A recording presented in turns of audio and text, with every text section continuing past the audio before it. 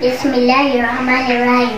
Assalamualaikum warahmatullahi wabarakatuh. Jumpa lagi dengan saya Ritami. Nah teman-teman semua, hari ini kita akan bahas nama-nama daun dalam bahasa Aceh. Ini dia daun yang kita bahas. Ayo kita cek satu-satu. Yang pertama, daun pisang. Daun pisang dalam bahasa Aceh disebut om pisang. Nah sekarang teman-teman dah tahu kan, ini adalah daun pisang atau on pisang. Nah selanjutnya adalah daun keladi. Daun keladi dalam bahasa Aceh disebut on empuk. Oke, sekarang yang ketiga adalah daun tebu. Daun tebu dalam bahasa Aceh disebut on tebe. Sekarang udah tahu kan yang mana tebu? Inilah daunnya tebu. Nah, yang keempat selanjutnya daun jambu. Daun jambu dalam bahasa Aceh disebut on jambe. Nah, teman-teman sering makan jambu kan? Inilah daunnya. Selanjutnya daun sirsa. Di Aceh disebut on tering landa atau buahnya disebut buah tering landa. Selanjutnya lidah buaya. Daun lidah buaya dalam bahasa Aceh disebut lidah buaya. Teman-teman ke buaya kan? Jadi buaya darah loh. Kakak congkel pakai ini nanti. Dan selanjutnya daun pepaya. Daun pepaya dalam bahasa Aceh disebut on petik. Ini on petik. Teman-teman nampak kan? On petik ini sering dipakai sebagai obat. Nah yang terakhir adalah kita lihat ini kelapa. Nah ini adalah daunnya. Nah teman-teman tahu tak?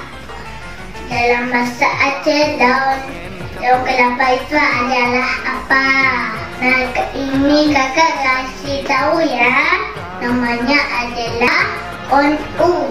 Karena tahu kan sekarang teman-teman, on u adalah daun kelapa. Kami mau bahas beberapa tanaman dalam bahasa Aceh. Pertama,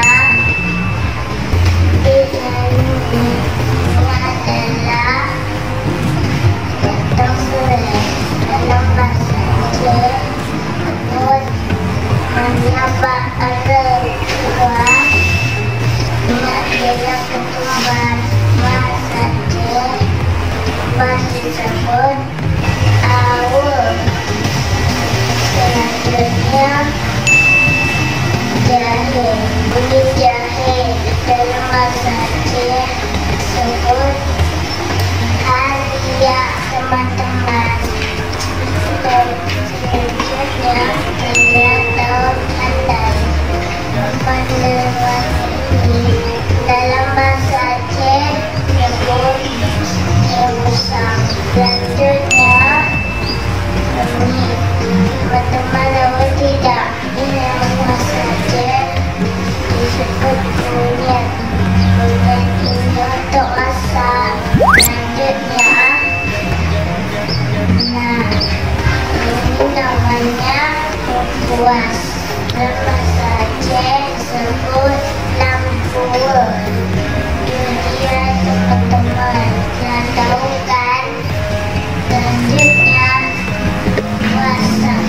Tahu teman-teman ini apa? Dalam bahasa Aceh puasa sebut dengan pepuyut. Tadi ini dia. Ini adalah nana. Dalam bahasa Aceh sebut wabarakatuh. Baiklah teman-teman, dulu perjumpaan kita ya. Jangan lupa tetap sedia channel ini. Dari kami selalu hadir. Nah, oke teman-teman, bagi like, subscribe, dan share video Litami. Sudah dulu ya. Litami mohon izin. Nanti video selanjutnya ya. Assalamualaikum warahmatullahi wabarakatuh. Bye bye. Love you and bye.